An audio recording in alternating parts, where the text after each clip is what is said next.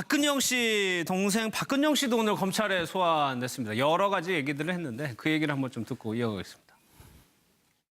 그동안에 저희 부모님을 참 존경하고 아껴주셨던 그 분들께 이렇게 무리를 빚는 모습을 보여드려서 죄송스럽게 생각합니다. 그동안에 여러 가지로 참 조심하면서 산다고 살았는데도 이렇게 자주 사건 사고에 휘말려서 참 이런 모습을 보여드리게 된 거에 대해서 다시 한번 깊이 사죄드립니다. 전 대통령 구속되셨는데 좀 상황에 대해서 어떻게 저는 생각하세요? 지금 너무 건강이 안 좋아지셨다는 그런 소식 때문에 부신 기능 저하증 원래 지병이 있으셔서 그런 거를 많이 밖에서 걱정들을 같이 했습니다. 그런 부분을 꼭 좀 도와주셨으면 좋겠습니다. 박정희 동생분하고 이렇게 박근혜 전 대통령 복귀한 논의나 계획 같은 거 하고 계신가요? 제가 그런 거를 걱정할 처지는 못 되고 저야 뭐 이런 일이나 안 일어나게 해야 되는 입장이고 또 거기서 혹시 어떻게 TV를 보실 수도 있다고 들었는데 제가 참 도움을 못 드릴 망정 이런 일에 휘말려가지고 좋지도 않은 일에 이렇게 뉴스에 나오게라도 되면 얼마나 속상해하실까 그런 생각이 듭니다. 아마 우리 남동생이 잘 알아서 많이 신경을 쓰고 있는 것으로 알고 있습니다. 기자들하고 인터뷰하면서 좀 눈물을 보이기도 했는데 글쎄요. 언니에 대한 미안함일까요? 이렇게 검찰에 소환되는 거에 대해서? 뭐 자매의 어떻게 보면 기구한 또 운명이 비슷하게 나락으로 떨어지는 저런 모습이 국민들로 봐서는 참 안타까운 일이죠. 그 개인의 어떻게 보면 돈을 1억 원을 빌리고 안 갚았어요. 네. 그래서 사기 혐의로 작년에 이석수 특별감찰관이 사기 혐의로 고발된 거거든요. 예. 그래서 남편인 신동욱 씨도 그 돈을 빌려서 썼는데 갚지를 못해 돈이 없어서 못 갚았다. 작년에도 얘기 나온 게 박근영 씨가 지금 부채만 한 8억 정도 있는 걸로 그때 얘기가 나오고 했었거든요. 근데 일단은 피해자가 장모 씨가 돈을 빌려준 사람이 돈을 다 받았다. 그러니까 사실 확인서를 써줘서 법원에 제출을 했대요. 그러니까 일단은 사기 혐의가 되니까 재판은 하고 형은 받되 좀 아무래도 형량이나 이런 거는 조금 참조가 되지 않겠느냐. 박근영 씨는 좀 돈은 갚았으니까 뭐 사기죄를 그렇다고 피할 수는 없는데 좀 형량에 좀 참고가 되지 않겠느냐 하는데 박근혜 대통령하고는 재판을 나란히 어떻게 보면 다른 법정이지만 어떻게 보면 나란히 받게 되는 그런 꼴이죠. 물론 박근혜 전 대통령의 형량에 영향을 주거나 그러지는 않겠지만은 어떻게 보면 자매의 운명이 참 안타깝다 이런 생각이 듭니다. 그런데 여기서 이 혐의가 돈을 갚았다고 돈을 빌려준 사람이 그거까지 냈다고 하는데도 기소가 되나요? 그쪽에 그걸 좀 설명드리면 북한에서는 이제 그냥 돈을 안 갚으면 그 자체로 처벌해버려요. 북한에게 민사하고 형사하고 구별이 없어요. 그런데 우리나라는 민사하고 형사가 은밀하게 구별돼요. 따라서 남의 돈을 빌려서 안 갚으면 기본적으로 이게 민사 문제인데 그럼 이게 어떤 경우에 차용금 사기가 되느냐. 8년에 그 돈을 갚을 의사나 또는 OR 능력이 없었을 때. 그럼 이게 예를 들어 저 박근영 씨가 1억 빌릴 때 돈을 이게 갚을 의사는 마음속은 누구도 모르기 때문에 능력을 보거든요. 그런데 그때 부채가 재산보다 더 많으면 그러면 이게 차용금 사기가 되는 거예요. 능력이 없는 거. 따라서 이게 제가 보기에 저 차용금 사기는 이미 기수가 범죄가 됐고 나중에 수사 이후나 재판 이후에 돈을 갚잖아요. 그런 게 양형 요소, 즉 형량에만 좀 조정이 되는. 따라서 이게 집행유예가 된다든지 이것만 되고 죄는 차용금 사기는 성립된 것 같아요. 여러 정황상 보면. 일단 사기를 친 거 당시에는 그렇게 해석을 하는 거니까. 그렇죠. 여기서 보면은 최 교수님 글쎄요 구치소에서도 그러니까 혹시 언니가 이 TV 모습을 볼까봐 그러는 거 같아요. 그렇죠. 가슴이 아플 거고 또 국민도 사실 박근혜 전 대통령이 지금 파면돼서 지금 구치소에 있는 상황에서 또 박근영 씨까지 저런 문제로 또 검찰의 조사를 받고 또 재판을 받아야 되는 상황이 되다 보니 그것이 미안한 것 같아요. 박근영 씨 입장에서는. 만약 TV를 통해 저런 모습을 보면 또 언니 입장에서 얼마나 또 마음이 아플 거냐. 이게 첫 번째인 것 같고 국민들도 볼 때 저 집은 왜 저렇게 계속 저럴까? 이런 이미지가 생길 수 있지 않겠습니까? 그런 부분들이 사실은 이제 박근영 씨 입장에 좀 미안한 마음이 있는 것 같아요. 또 박근영 씨 입장에서는 이제 사실 경제적으로 어렵잖아요. 그 가정이. 그런 상황에서 물론 지금 서 변호사 말씀하셨던 것처럼 결국은 갚을 능력도 없으면서 돈을 빌렸기 때문에 사기죄가 형성이 된 거고 일단 기소가 된 상태에서는 돈을 갚아도 일단 재판을 받아야 되는 상황이 되는 것이고 그런 상황이다 보니까 본인의 신세도 사실은 좀 안타까움도 있었을 것이고 또 그런 모습을 보는 박근혜 전 대통령에 대한 걱정도 함께 포함돼서 저런 눈물을 보이는 모습까지 보이지 않았나 하는 생각이 듭니다. 네. 그리고 이 형제들이 어떻게 지내는지도 굉장히 궁금했었는데 박지만 회장이 좀 신경을 쓰고 있다고 얘기를 합니다. 그러니까 본인들은 접견을 아예 못하고 있고. 그렇죠. 예. 근데 이 박지만 회장이 신경을 쓰고 있다고 그러는데 또 다른 뉴스를 보면요.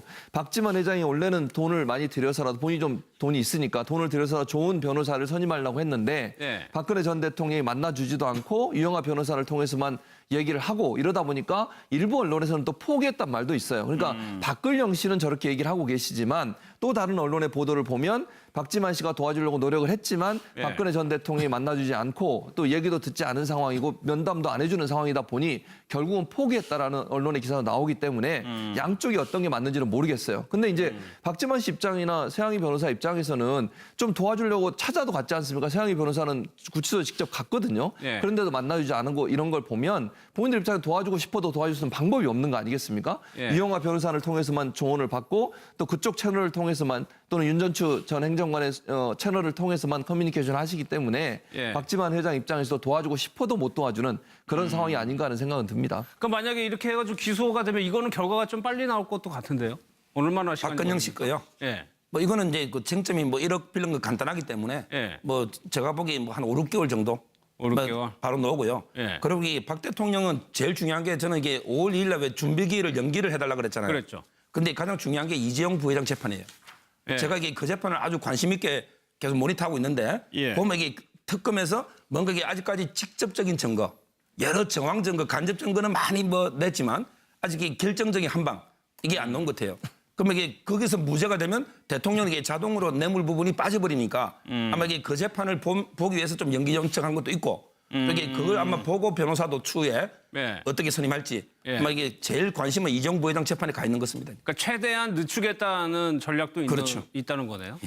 박근혜 전 대통령이 삼성동 자택 팔아가지고 상당수의 현금을 확보했다고 했었는데 일단 저희 MBN 취재 쪽에서는 일단 그게 변호사 선임료로도 쓸 용의가 있는 걸로 좀 보입니다. 그렇죠. 예, 삼성동 자택을 팔아서 내곡동을 샀는데 그 차액이 한 뭐 37, 8억 정도 돼요. 근데 이제 뭐 부동산 소개료나 뭐 세금 정도 내면은 30억에서 35억 정도 남는 거죠. 이거 집 판 거 남는 거고 과거에 재산 신고할 때 뭐 한 10억 정도 현금 있는 걸로 신고했잖아요. 그래서 이번에 변호사 선임할 때 그중에서 한 10억 정도는 변호사 선임으로 수임료로 좀 쓰겠다. 뭐 이런 얘기가 좀 나오고 있습니다만은 그걸 해도 좀 쉽지는 않지 않겠느냐. 지금 마땅한 사람들이 아무래도 국가적인 전 대통령에 대한 재판이니까 변호인이 하면은 아무래도 좀 변호인으로 하기가 좀 아무래도 좀 부담이 되는 측면이 있고 이게 재판이 1년 이상 18개 혐의니까 1년 이상 끌을 가능성이 많거든요.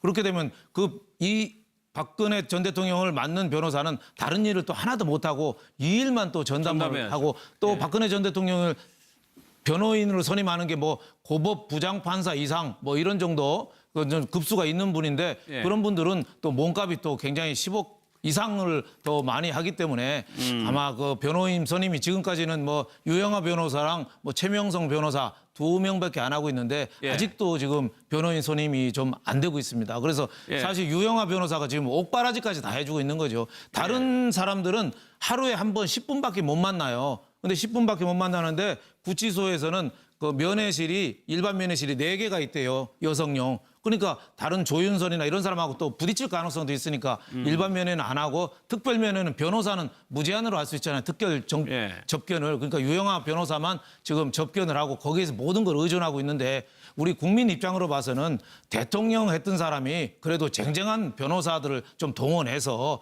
진짜 법리적으로 좀 치열하게 좀 이렇게 붙어봤으면 그 좋겠다. 너무 일찍 포기한다든가 뭐 나는 정치적인 속죄양이다, 피해자다 이렇게만 하기는 너무 좀 안타깝다 이런 생각이 좀 듭니다. 아니 근데 서 변호사님 말씀대로 이재용 부회장 재판에서 뭔가 가능성이 보인다면 그게 올인할 거 아닙니까? 그렇죠. 이게 당연히 그게 필요적 공범이기 때문에 뇌물은 어차피 이게 이재용 부회장하고 결론이 같이 날 수밖에 없고요. 변호사비와 관련해서 이게 두 가지가 변수가 있는데 첫째는 이게 얼마 전에 형사 성공 보수가 무효라는 대법원 판례가 나왔어요. 이 말이 옛날에는 변호사비 할 때 뭐 착수금 5천에 예를 들어 무죄를 받으면 성공 보수 1억 이런 식의 계약을 했거든요. 그런데 이제는 성공 보수가 무효니까 착수금이 제가 알아보니까 엄청나게 올랐어요. 그러니까 성공 보수를 못 받기 때문에 착수금을 그냥 처음부터 2, 3억 뭐 이런 식으로. 아, 총액은 똑같고. 그렇죠. 그래서 아마 착수금이 상당히 올랐고요. 그다음에 두 번째 변호사비는 전부 신급 대리예요. 이게 1심에 변호사비하고 2심, 3심 전부 이게 별도로 내야 되거든요. 그럼 이게 대통령이 이번에 예를 들어 10억을 써도 그럼 이게 100% 대법원까지 간단 말이에요. 이 사건은. 그럼 이게 30억이 되는 거예요. 곱하기. 따라서 이게 그 금액이 천문학적으로 더 늘어날 수도 있고 지금 이게 대통령 측의 전략은 제가 보기에 헌재에서 썼던 분 있잖아요. 이분들에게 그 대통령에 대해서 어떤 사적 인연이나 충성심 이런 게 있잖아요. 따라서 이게 상대적으로 적은 비용으로 헌재했던 분은 좀 도와줄 거고 그다음에 이번에 제대로 이제 정관 출신으로 이게 판사 출신 제대로 선임하려면 아마 제가 보기에 이거 기록이나 모든 거 봤을 때 한 사람당 한 몇 억씩은 들 것 같아요. 그러니까 이게 뭐 인력 얘기가 아니군요. 그렇죠. 왜냐하면 이게 다른 사건을 못하고 6개월 동안 1심 이 사건에 이게 전념해야 되니까 그럼 이게 6개월 동안 전념하려면 정관이 한 달에 1억만 해도 6개월 전념하려면 이게 6억은 있어야 사무실 운영이나 이게 비용이 될 거 아닙니까? 그러니까 많이 드는 거죠.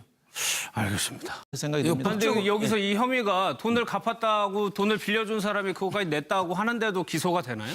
그쪽에 그걸 좀 설명드리면 북한에서는 이제 그냥 돈을 안 갚으면 그 자체로 처벌해버려요.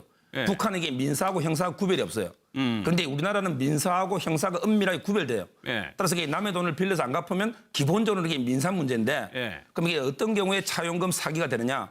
8년에 이게 그 돈을 갚을 의사나 또는 OR 능력이 없었을 때. 그럼 이게 예를 들어 저 박근영 씨가 1억 빌릴 때 돈을 이게 그 갚을 의사는 마음속은 누구도 모르기 때문에 능력을 보거든요. 그런데 그때 부채가 재산보다 더 많으면 그러면 이게 차용금 사기가 되는 거예요. 능력이 없는 거. 따라서 이게 제가 보기에 저 차용금 사기는 이미 기수가 범죄가 됐고 나중에 뭐 수사 이후나 재판 이후에 돈을 갚잖아요. 씨가 지금 부채만 한 뭐 8억 정도 있는 걸로 그때 얘기가 나오고 했었거든요. 근데 일단은 피해자가 장모 씨가 돈을 빌려준 사람이 돈을 다 받았다. 그러니까 사실 확인서를 써줘서 법원에 제출을 했대요. 그러니까 일단은 사기 혐의가 되니까 재판은 하고 형은 받되 좀 아무래도 형량이나 이런 거는 조금 참조가 되지 않겠느냐. 박근영 씨는 좀 돈은 갚았으니까 뭐 사기죄를 그렇다고 피할 수는 없는데 좀 뭐 형량에 좀 참고가 되지 않겠느냐 하는데 뭐 박근혜 대통령하고는 뭐 재판을 나란히 뭐 어떻게 보면 다른 법정이지만 어떻게 보면 나란히 받게 되는 그런 꼴이죠. 물론 뭐 박근혜 전 대통령의 형량에 영향을 주거나 막 그러지는 않겠지만은 어떻게 보면 자매의 운명이 참 안타깝다. 박근영 씨 동생 박근영 씨도 오늘 검찰에 소환됐습니다. 여러 가지 얘기들을 했는데 그 얘기를 한번 좀 듣고 이어가겠습니다. 그동안에 저희 부모님을 참 존경하고 아껴주셨던 그 분들께 이렇게 무리를 빚는 모습을 보여드려서 죄송스럽게 생각합니다. 뭐 그동안에 여러 가지로 참 조심하면서 산다고 살았는데도 이렇게 자주 사건 사고에 휘말려서 참 이런 모습을 보여드리게 된 거에 대해서 다시 한번 깊이 사죄드립니다. 전 대통령 구속되셨는데 좀 상황에 대해서 어떻게 생각하세요? 저는 지금 너무 건강이 안 좋아지셨다는 그런 소식 때문에 아마 우리 남동생이 잘 알아서 많이 신경을 쓰고 있는 것으로 알고 있습니다. 기자들하고 인터뷰하면서 좀 눈물을 보이기도 했는데 글쎄요. 언니에 대한 미안함일까요? 이렇게 검찰에 소환되는 거에 대해서? 뭐 자매의 어떻게 보면 기구한 또 운명이 비슷하게 나락으로 떨어지는 저런 모습이 국민들로 봐서는 참 안타까운 일이죠. 그 개인의 어떻게 보면 돈을 1억 원을 빌리고 안 갚았어요. 그래서 사기 혐의로 작년에 이석수 특별감찰관이 사기 혐의로 고발된 거거든요. 그래서 남편인 신동욱 씨도 그 돈을 빌려서 썼는데 갚지를 못해 돈이 없어서 못 갚았다. 작년에도 얘기 나온 게 박근령 기능 저하증, 원래 지병이 있으셔서 그런 거를 많이 밖에서 걱정들을 같이 했습니다. 그런 부분을 꼭 좀 도와주셨으면 좋겠습니다. 박지원 동생분하고 이렇게 박근혜 전 대통령 복귀한 논의나 계획 같은 거 하고 계신가요? 제가 그런 거를 걱정할 처지는 못 되고 저야 뭐 이런 일이나 안 일어나게 해야 되는 입장이고 또 거기서 혹시 어떻게 TV를 보실 수도 있다고 들었는데 제가 참 도움을 못 드릴 망정 이런 일에 휘말려가지고 좋지도 않은 일에 이렇게 뉴스에 나오게라도 되면 얼마나 속상해 하실까 그런 생각이 듭니다.